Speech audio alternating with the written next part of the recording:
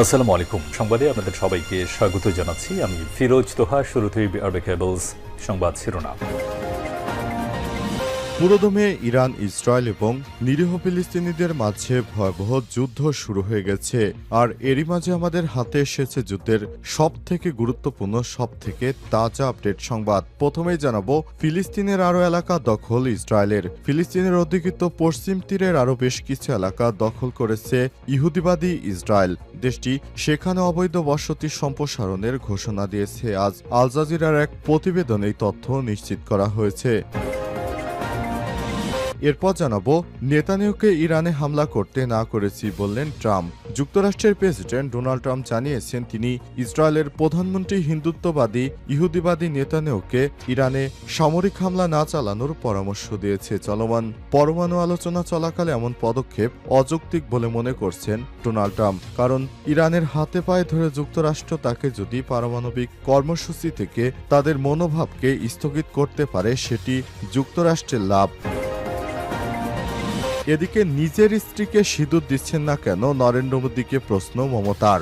পাকিস্তানের বিরুদ্ধে অপারেশন সিঁদুর পরিচালনা করছে ভারতেই নাম নিয়ে এবার সরগরম ভারতের রাজনীতি। পশ্চিমবঙ্গের আলিপুর দুয়ারে প্রধানমন্ত্রী নরেন্দ্র মোদীর সভা থেকে অপারেশন বেঙ্গলের ডাকও উঠেছে। নিয়ে মোদীকে তীব্র কটাক্ষ করেছেন রাজ্যটির মুখ্যমন্ত্রী মমতা বন্দ্যোপাধ্যায়। তিনি বলেছেন, নিজের স্ত্রীকে সিঁদুর দেওয়ার মুরদ নেই, অন্যের সিঁদুর নিয়ে টানাটানি। এবারে জানাবো, যুক্তরাষ্ট্রকে তুলা, তেল ও গ্যাস কেনার প্রস্তাব দিল বাংলাদেশ। যুক্তরাষ্ট্রে বাংলাদেশের পণ্য রপ্তানির উপর 37% শুল্ক আরোপের পর অনেকটাই বিপাকে পড়েছে ঢাকা। যদিও সম্প্রতি আদালত ট্রাম্পের শুল্ক আরোপ স্থগিত করে রায় দিয়েছে। ট্রাম্পের পাল্টাপাল্টি শুল্ক আরোপের প্রক্রিয়ায় বাংলাদেশ যুক্তরাষ্ট্র থেকে আরও বেশি তুলা, তেল ও গ্যাস কেনার প্রস্তাব দিয়েছে। এবং সর্বশেষ জানাবো, ডিসেম্বরের আগেও নির্বাচন সম্ভব বললেন তারেক রহমান। এই বছরের চলতি বছরের ডিসেম্বরের আগেও নির্বাচন সম্ভব, কারণ যত তাড়াতাড়ি নির্বাচন হবে তত তাড়াতাড়ি তারেক ক্ষমতায় বসতে পারবে। এ কারণে তারা নির্বাচনের জন্য সরকারের প্রতি দর কষাকষি শুরু করেছে। তারেক বলেছেন, এবছরের ডিসেম্বরের আগেই নির্বাচন দেওয়া সম্ভব, শুধু অন্তর্বর্তীকালীন সরকার নির্বাচন নিয়ে সময়ক্ষেপণ করছে। প্রিয় দর্শক, এতক্ষণ শুনছিলেন সংবাদ শিরোনাম, এবারে বিস্তারিত। তবে তার আগে বন্ধুরা, অনুরোধ থাকবে এই সংবাদটিতে একটি লাইক দিন। এই চ্যানেল আপনি নতুন হয়ে থাকলে আমাদের সংবাদটি দেখতে দেখতে চ্যানেলটি সাবস্ক্রাইব করে রাখুন। কমেন্ট করে বন্ধুরা আপনার মূল্যবান মতামত জানিয়ে দিন আপনি বিশ্বের কোন দেশ থেকে বা বাংলাদেশের কোন স্থান থেকে আমাদের সংবাদটি দেখছেন এবং শুনছেন। আর বন্ধুরা, গাজা যুদ্ধে আপনি যদি নিরীহ ফিলিস্তিনিদের ভালোবেসে থাকেন, কমেন্টে ইয়েস লিখে বিশ্ববাসীকে জানিয়ে দিন। সংবাদটি আপনার সোশ্যাল মিডিয়া ফেসবুকে শেয়ার করে বন্ধুদের দেখার সুযোগ করে দিন। এবারে বিস্তারিত। ফিলিস্তিনের আরও এলাকা দখলের ঘোষণা ইসরায়েলের। ফিলিস্তিনের অধিকৃত পশ্চিম তীরে আরও বেশ কিছু এলাকা নতুন করে দখল করেছে ইহুদিবাদী ইসরায়েল। দেশটি সেখানে অবৈধ বসতি সম্প্রসারণের ঘোষণা দিয়েছে। আজ আল জাজিরার এক প্রতিবেদনে এই তথ্য জানানো হয়েছে। প্রতিবেদনে বলা হয়েছে, ইসরায়েলের সরকার ঘোষণা করেছে যে তারা অধিকৃত পশ্চিম তীরে ফিলিস্তিনি ভূখণ্ডে 22টি অবৈধ বসতি স্থাপন করবে। এর মধ্যে কিছু তথাকথিত আউটপোস্টও রয়েছে, যেগুলো ইতিমধ্যেই সরকারি অনুমোদন ছাড়াই নির্মিত হয়েছে। এই পদক্ষেপের তীব্র নিন্দা জানিয়েছে ফিলিস্তিনি কর্মকর্তারা এবং মানবাধিকার বিষয়ক সংগঠনগুলো। আজ ইসরায়েলের প্রতিরক্ষা মন্ত্রী ইসরায়েল কার্তস, অর্থ উপদেষ্টা বেজালাল স্মেটিস এবং তারা এই সিদ্ধান্ত ঘোষণা করেছেন। কার্তস বলেছেন, এই পদক্ষেপ জুডিয়া এবং সামারিয়ায় আমাদের নিয়ন্ত্রণকে শক্তিশালী করবে। ইসরায়েল ইতিমধ্যেই পশ্চিম তীর জুড়ে 100টিরও বেশি অবৈধ বসতি নির্মাণ করেছে, যেখানে প্রায় 5 লক্ষ বসতি স্থাপনকারী বসবাস করছে। এই বসতিগুলো ছোট আউটপোস্ট থেকে শুরু করে আধুনিক অবকাঠামো সহ বড় বড় সম্প্রদায় পর্যন্ত বিস্তৃত। পশ্চিম তীরে 30 লাখের বেশি ফিলিস্তিনি বসবাস করে, যারা ইসরায়েলি সামরিক আগ্রাসনের অধীনে জীবনযাপন করছে। ফিলিস্তিনি কর্তৃপক্ষ সীমিত এলাকায় শাসন পরিচালনা করে, আর অধিকাংশ এলাকায় দখলদার ইসরায়েলিরাই এখনও শাসনভার পরিচালনা করছে। এ অবস্থায় সেখানে তারা নতুন করে আবারও আগ্রাসন শুরু করার মাধ্যমে সাধারণ নিরীহ ফিলিস্তিনিদেরকে যেভাবে হত্যা করছে, সেটি কোনোভাবেই কাম্য নয়। নেতানিয়াহুকে ইরানে হামলা করতে নিষেধ করেছি বললেন যুক্তরাষ্ট্রের প্রেসিডেন্ট ডোনাল্ড ট্রাম্প।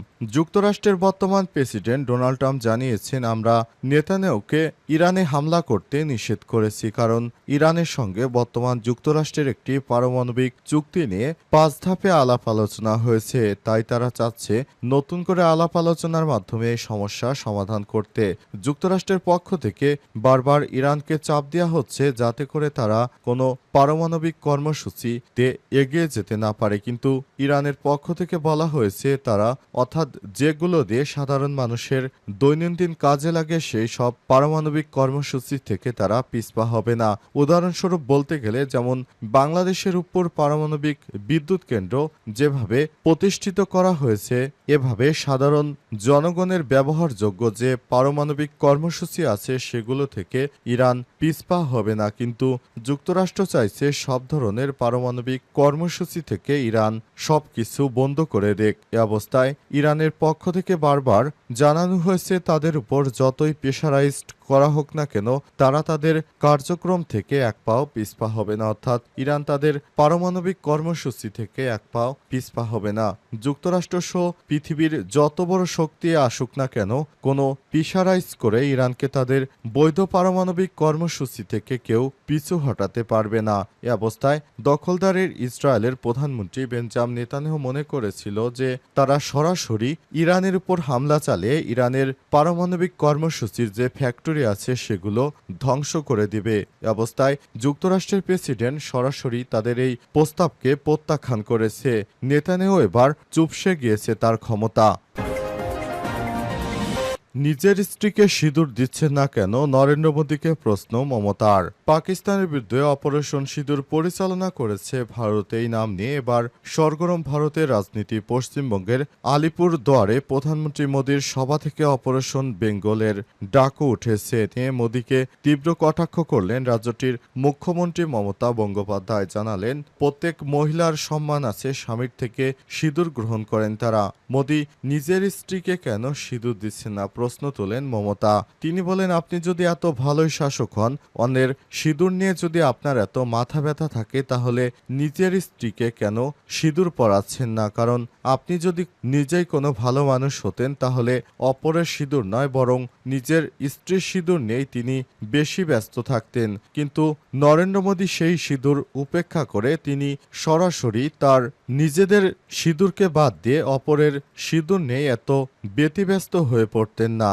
এ সময় নরেন্দ্র মোদীর সমালোচনা করে তিনি আরো বলেছেন, আমাদের রাষ্ট্র যুদ্ধ পরিচালনা করতে সক্ষম নয়, কারণ দেশের অর্থনৈতিক অবস্থা যে ভঙ্গুর পরিস্থিতিতে রয়েছে। অবস্থায় নরেন্দ্র মোদী পাকিস্তানের সঙ্গে যে যুদ্ধ খেলা শুরু করেছে সেটি কোনোভাবেই কাম্য নয়। নরেন্দ্র মোদী সরকার পুরো ভারতবর্ষকে হিন্দু মুসলিম দুটি গোত্রে ভাগ করে দিয়ে তাদেরকে মুখোমুখি দাঁড় করে দিয়েছে।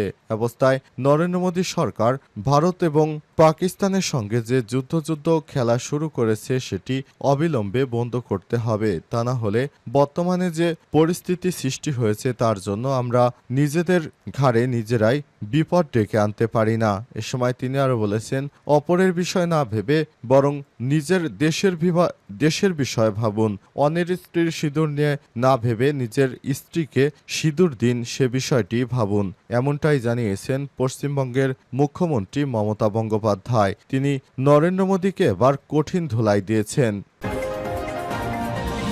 ডিসেম্বরের আগেও নির্বাচন সম্ভব বললেন তারেক। চলতি বছর ডিসেম্বরের মধ্যে জাতীয় নির্বাচন সুনির্দিষ্ট দিনক্ষণ ঘোষণা করতে অন্তর্বর্তীকালীন সরকারের প্রতি আহ্বান জানিয়েছে বিএনপির ভারপ্রাপ্ত চেয়ারম্যান তারেক। তিনি বলেছেন, আমরা মনে করি প্রস্তাবিত সংস্কার শেষ করে যদি তাদের সরকার ইন্টেনশন ভালো থাকে, গণতন্ত্রের পক্ষে থাকে, তাহলে ডিসেম্বরের মধ্যেই নির্বাচন দেওয়া সম্ভব। তবে বিভিন্ন বিষয় বিবেচনা করে আমি এটাও মনে করি যে ডিসেম্বরের আগেও নির্বাচন অনুষ্ঠান সম্ভব। আজ রাজধানীর রমনা ইঞ্জিনিয়ার্স ইনস্টিটিউশন মিলনায়তনে বিএনপি আয়োজিত এক আলোচনা সভায় ভার্চুয়ালি যুক্ত হয়ে প্রধান আলোচকের বক্তব্যে তিনি এসব কথা বলেছেন। বিএনপির প্রতিষ্ঠাতা শহীদুদ্দিন রাষ্ট্রপতি জিয়াউর রহমানের ৪০তম প্রতিষ্ঠাবার্ষিকী উপলক্ষে আলোচনা সভা অনুষ্ঠিত হয়। এ সময় তারেক রহমান বলেছেন, আমরা সরকারের কাছে আহ্বান জানাচ্ছি, খুব শীঘ্রই নির্বাচন দিয়ে দিন। বিএনপি নির্বাচন চায় কারণ তাদের ক্ষমতায় যেতে হবে। ক্ষমতায় যাওয়ার জন্য বিএনপি যে নতুন রাজনৈতিক খেলা শুরু করেছে সেটি অত্যন্ত দুর্ভাগ্যজনক। বাংলাদেশের মানুষের জন্য এটি অত্যন্ত দুর্ভাগ্যজনক, কারণ সারা দেশ জুড়ে যে নির্বাচন খেলা শুরু হয়েছে সেটি বাংলাদেশের সাধারণ জনগণ আর নির্বাচন চায় না।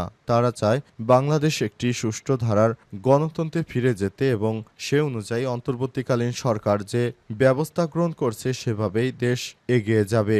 সুতরাং এভাবেই চলতে থাকবে, আগামীতে এভাবেই এগিয়ে যেতে হবে। বাংলাদেশের সাধারণ জনগণ নির্বাচন চায় না, শুধুমাত্র নির্বাচন চায় বাংলাদেশের একটি দল, সেটি হচ্ছে বিএনপি। আজ অন্তর্বর্তীকালীন সরকার জাপানে এক ভাষণে বিষয়টি স্পষ্ট করে দিয়েছে।